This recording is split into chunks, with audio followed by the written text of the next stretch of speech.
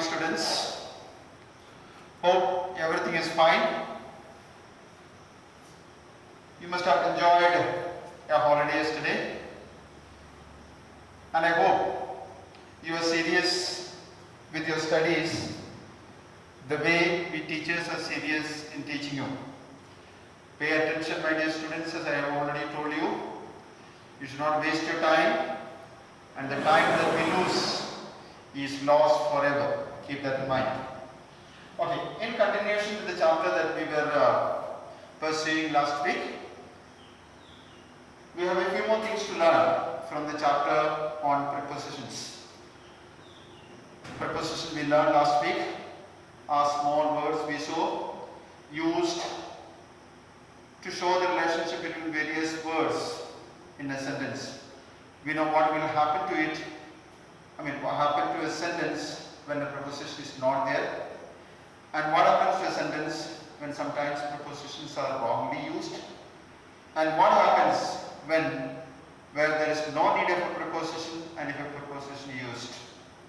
So, a thorough knowledge of preposition is very important for making correct, proper, meaningful sentences in English.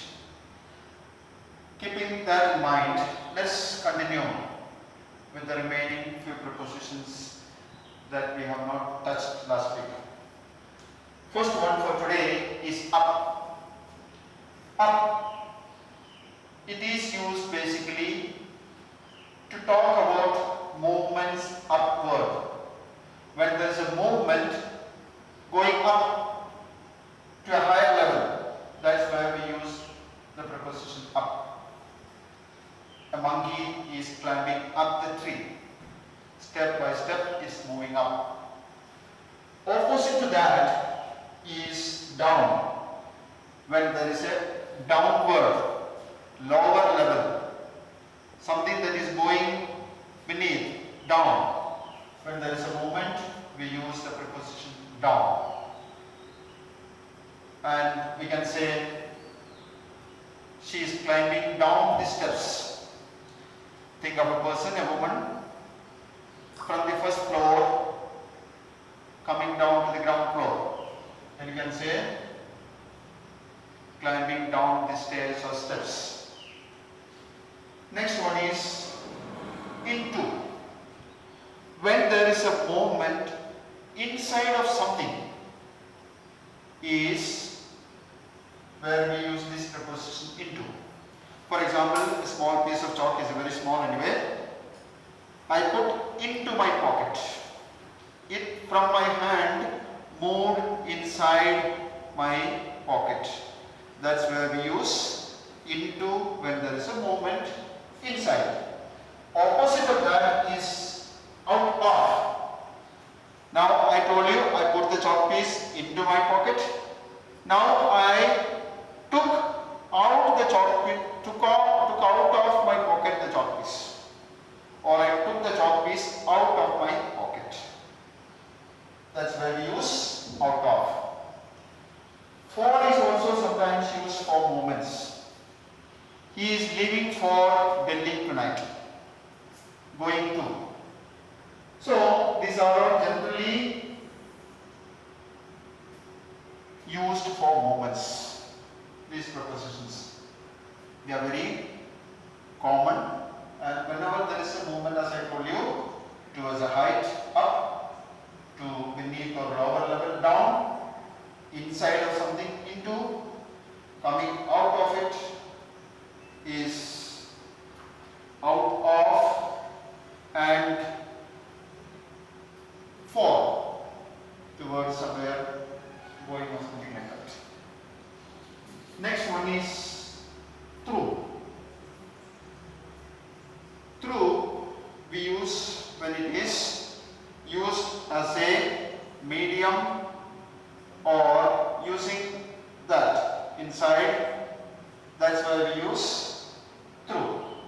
I can see the tree through the window. I can see the tree through the window. When we were going for shopping, we went through the market. That's where we use through.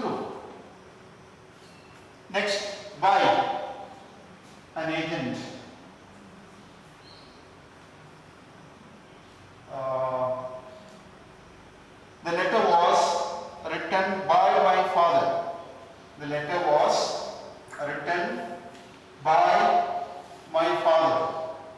Now you use with here